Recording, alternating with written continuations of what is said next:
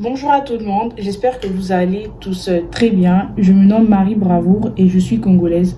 Alors, comme vous avez vu le titre de la vidéo, aujourd'hui j'ai parlé des vérités qu'on ne dit pas suffisamment sur les produits capillaires ici en République démocratique du Congo. Alors, je vais plus prendre le cas de la ville de Lubumbashi et peut-être même voir loin de la province du Haut-Katanga. Je ne vais pas parler des autres provinces, étant donné que je n'ai jamais vécu dans les autres provinces et en soi, je ne connais pas le contexte en soi de l'afro-entrepreneuriat dans ces secteurs-là, dans ces provinces-là. Alors, je te souhaite, je sais plus quoi dire. Je te souhaite un très bon visionnage. Merci d'abord de regarder cette vidéo et j'espère vraiment qu'on sera vraiment en accord. Mais en soi, ce que je voudrais dire, c'est que ce que je pense n'est pas absolument la vérité. Ça ne veut pas dire que c'est une vérité absolue. Peut-être que certains ou certaines d'entre vous ont un autre point de vue, mais je vous expose mon point de vue et la manière dont moi, en fait, je vis ça. Et voilà. Alors, le premier constat que moi, j'ai eu à faire pour la province du Haut-Katanga, je ne parle pas des autres provinces, étant donné que je n'ai jamais vécu en soi dans ces provinces et je ne connais pas le contexte en soi sociétal et culturel. Mais pour la province du Haut-Katanga et particulièrement pour Lubumbashi, il faut savoir que nous, ici, nous avons difficilement accès aux grandes marques des produits capillaires pour cheveux crépus. Parce que premièrement ils sont difficilement importés ici dans ce pays et lorsque ils sont importés ici ils coûtent 2 fois plus cher. Quand je parle des grandes marques, vraiment des grandes marques qui s'intéressent réellement aux besoins des cheveux crépus et des marques qui sont vraiment basées sur des éthiques et des valeurs de conscience noire et d'identité noire. Ces marques sont Pure Pousse, Evas Air, Miel et Contou. Ici, c'est pas qu'on les retrouve pas sur les marchés, on les retrouve effectivement, mais ils coûtent très cher. Et le deuxième constat que j'arrive à faire, c'est que il y a des afro-entrepreneurs ici à Lubumbashi par exemple, et les produits capillaires locaux, ils coûtent très cher. Ils coûtent mais vraiment très cher. Alors, j'ai déjà essayé de me lancer dans l'afro-entrepreneuriat et moi, ce que j'arrive à voir, c'est que si les produits capillaires locaux coûtent cher, ça vient du fait que les matières premières qu'elles utilisent en soi pour fabriquer leurs produits ne proviennent pas de la RDC. Ils font souvent appel aux pays voisins qui se trouvent autour de la RDC pour utiliser ces produits-là pour enfin fabriquer des produits capillaires. Je peux par exemple citer le chébé. Je pense qu'on connaît tous, on a déjà tous utilisé par exemple des crèmes à base de chébé, de l'huile à base de chébé. C'est importé, ça vient d'un autre pays et lorsqu'elle vient ici, il doit faire le traitement et tout. Emballage, ça ne vient pas aussi de la RDC, l'emballage, tout est acheté à l'étranger. Ce qui fait que lorsque ils vendent leurs produits ici, ça coûte mais vraiment très cher. Mais cela ne veut pas dire qu'il n'y a pas de produits capillaires axés sur les cheveux crépus à Lubumbashi. Il y a des marques qui viennent des États-Unis et qui ne coûtent pas cher. Il y a des marques qui viennent de la Jamaïque. Il y a des marques qui proviennent en soi d'un peu partout. Mais c'est vrai qu'on nous les revend à un prix abordable. Mais je pense que ce n'est pas aussi réellement abordable. Et du coup, nous nous retrouvons dans une situation où les jeunes filles ne préfèrent pas investir leur argent dans les produits capillaires, mais investissent leur argent dans tout ce qui est perruques, parce que on sait tous qu'il y a des perruques qui coûtent plus de 600 $. Les filles préfèrent acheter ces produits-là, préfèrent acheter des perruques parce que je pense que c'est un investissement rentable. Personnellement aussi, c'est ça que je pourrais faire. C'est un investissement rentable parce que lorsque tu achètes une crème, et généralement les pots ici ne sont pas très grands.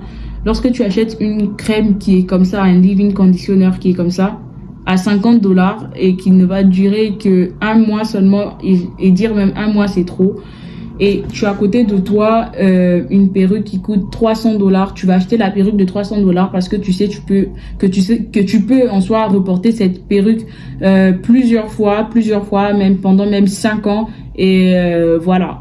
Les jeunes filles ici ne portent pas leurs cheveux crépus, non pas parce que elles n'aiment pas les cheveux. La plupart, c'est une raison, c'est aussi une raison. Mais la majorité ici ne le font pas parce que les produits ils coûtent très cher et ça coûte cher en soi d'être naturel. Je vous donne un autre exemple.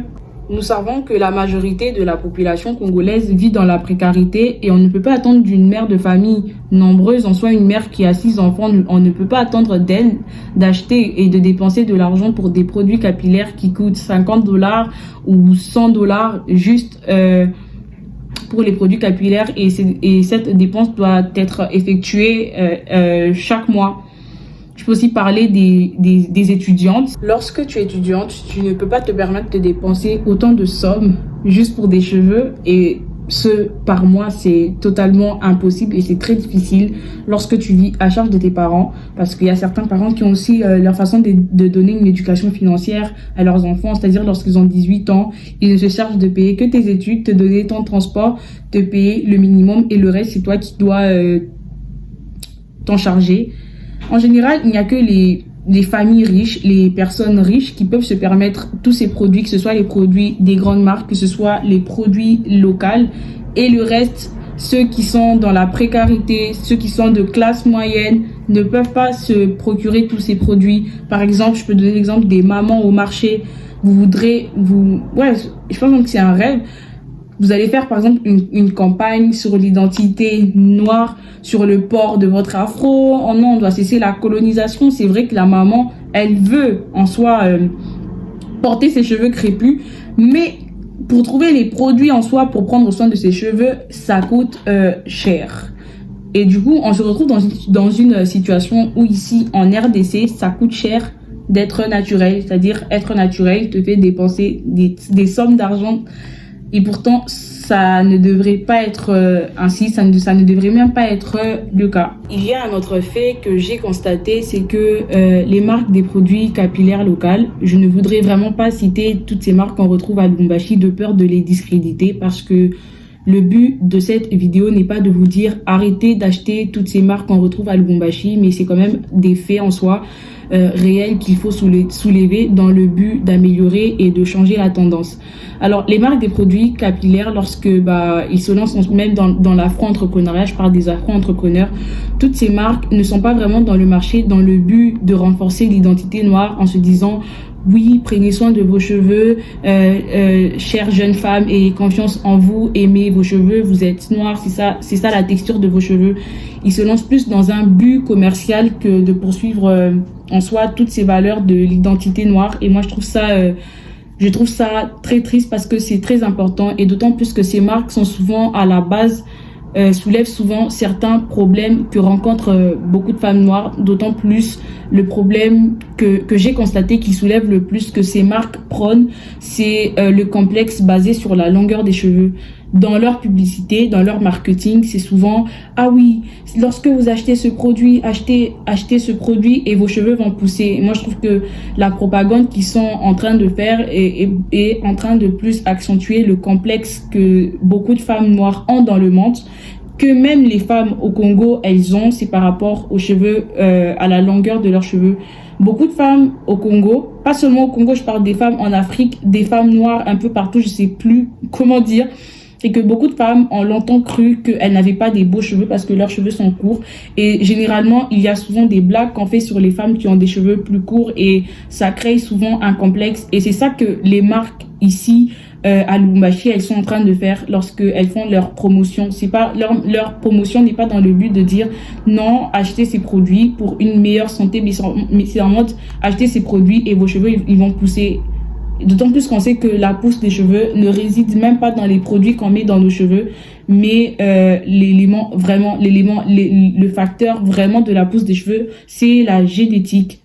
Donc moi vraiment c'est ça que j'ai vraiment constaté. Et du coup j'ai créé une sorte de petite communauté, nous sommes disons une 60aine et cette communauté se nomme Afrobroc. Afrobroc se charge de te donner des conseils et un parcours sur la gestion de tes cheveux crépus et aussi te propose des produits capillaires vraiment axés sur les cheveux crépus à un prix mais vraiment très abordable. Le but, c'est de vous démontrer qu'il est possible de prendre soin de vos cheveux crépus, même quand vous n'avez pas d'argent. Avec un petit budget, c'est possible. Du coup, le but aussi de cette communauté, c'est de s'étendre et de finir par devenir une marque des produits capillaires ici au Congo, mais à moins cher, c'est-à-dire que la base, ça serait que les matières premières ne puissent provenir que de la RDC et les emballages ne puissent provenir que de la RDC, de sorte que quel que soit le niveau sociétal, quel que soit aussi le niveau de vie en soi où tu te trouves, tu puisses avoir accès à des produits pour prendre soin de tes cheveux. Si tu es intéressé par tout ça, je t'invite à cliquer sur le lien qui se trouve dans la description ou peut-être même de me laisser un message sur mes réseaux sociaux. De me laisser un message sur mes réseaux sociaux et je te donnerai tous les détails. Mais si vous voulez que tout cela puisse arriver, c'est simple, vous n'avez qu'à vous abonner à cette chaîne YouTube, à liker la vidéo et à la partager. J'étais trop contente de faire cette vidéo. C'était une première fois pour moi. J'étais pas très à l'aise, mais je suis trop contente d'avoir eu le courage de terminer cette vidéo et de dire le fond de ma pensée, comme j'ai eu à vous le dire dès le début de cette vidéo. Ce que je dis n'est pas une vérité absolue et je suis certaine qu'il y a des personnes qui partagent un avis divergent, c'est ok, mais moi je vous donne juste mon avis et par rapport à ce que je vis et par rapport à ce que d'autres personnes aussi ont partagé avec moi. Et n'hésitez pas à me suivre sur mes réseaux sociaux, suivez-moi principalement sur Instagram, mon Instagram c'est Marie Bravour. J'espère qu'on va se retrouver encore pour d'autres vidéos. N'hésitez pas à laisser des commentaires. Au revoir.